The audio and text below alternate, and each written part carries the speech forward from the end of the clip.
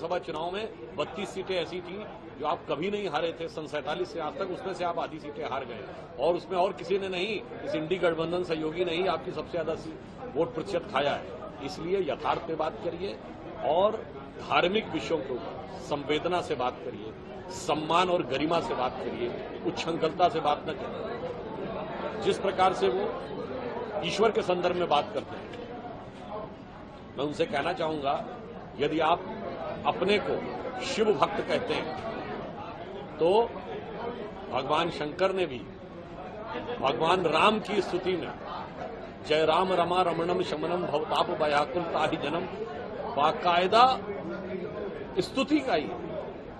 और आप श्री राम के प्रति इस प्रकार का भाव रखते हैं, अगर नहीं है तो फिर आप समझ लीजिए आपकी भक्ति श्री राम की भक्ति नहीं है।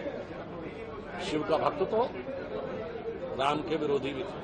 आप स्वयं समझ लीजिए आपकी भक्ति किस स्तर की है। पुनः मैं ये भी कहना चाहूंगा, अहंकार को छोड़िए, अभिमान को छोड़िए और सरलता के साथ, ईमानदारी के साथ और विनम्रता के साथ धार्मिक विषयों पे बोलिए। जो रामचरितमानस में लिखा है, अजहु तात त्यागी अभिमाना भजहु राम हुई है कल्याण। अभिमान को त्यागिए और गंभीरता गरिमा से बात करिए।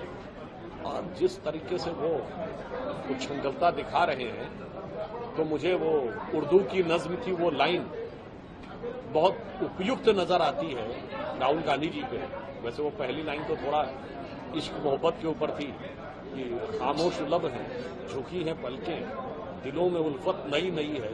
उसकी आखिरी लाइन इस समय इन पे बिल्कुल फिट बैठती है कि जरा सा कुदरत ने क्या नवाजा कि आके बैठे हो पहली सफ इन फर्स्ट रो प्रथम पंक्ति। जरा सा कुदरत ने क्या नवाजा कि आके बैठे हो पहली सफ में, अभी से उड़ने लगे हवा में, अभी तो शोहरत नहीं थी। सर, राहुल गांधी कह रहे हैं कि संसद में लोको पायलट का मुद्दा उठाएंगे, लोको पायलट का मुद्दा उठाएंगे। गर्मी में वो लोग काम करते हैं, उनको सुविधाएं, बेसिक सुविधाएं तक नहीं मिल पा रही है मोदी सरकार की लीडरशिप में। वो उस मुद्दे को संसद में उठाने की बात। देखिए, वो एक सांसद के रूप में और नेता प्रतिपक्ष रूप में कोई भी मुद्दा उठाने के लिए स्वतंत्र है। मगर मैं उनसे कहना चाहूंगा, आप ध्यान रखिए, आप सिर्फ विपक्ष में नहीं है, अनेक राज्यों में सत्ता में है, वहां परफॉर्म करके दिखाइए। तो आपने कहा था कि 1 जुलाई से जैसे ही 5 जून आएगी 8,500 रुपए खटाखट आने लगेंगे। तो जिन राज्यों में आपकी सरकार है वहां दीजिए खटाखट। आप कहेंगे राज्य सरकार के पास धन कम है तो 6,000 दीजिए।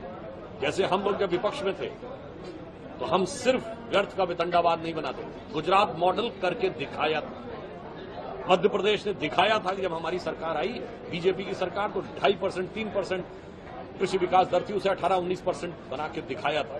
कांग्रेस की सरकार के समय में लगातार 20 सूत्रीय कार्यक्रम में 2008-9 तक गुजरात को बेस्ट परफॉर्मिंग स्टेट का अवार्ड मिलता था, जो 2009-10 के बाद बंद कर दिया उन्होंने। मध्य प्रदेश ने लगातार कृषि कर्मण पुरस्कार प्राप्त किया।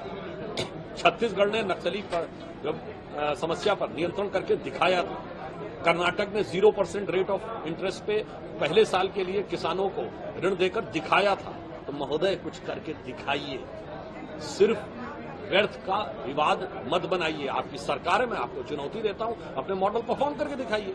मैंने जैसे कहा कि हमारे यूपीए शासनकाल में भाजपा शासित सभी राज्यों में कृषि विकास दर 10% से ऊपर है। आप बताइए कि आपके यहां कितने विकास दर है? उल्टा, आप तो उल्टा कर रहे हैं। कर्नाटक में आपकी सरकार आई, आपने पेट्रोल के रेट बढ़ा दिए, पानी के रेट बढ़ा दिए। हिमाचल में सरकार आई, वो भी आपने रेट बढ़ा दिए। तो हकीकत यह है कि न कभी किया जब सत्ता में रहे 50 साल तक, न 2004 से 14 तक केंद्र में किया, न आज राज्यों में जहां कर रहे हैं, और केवल व्यर्थ का विवाद और व्यर्थ का प्रलाप।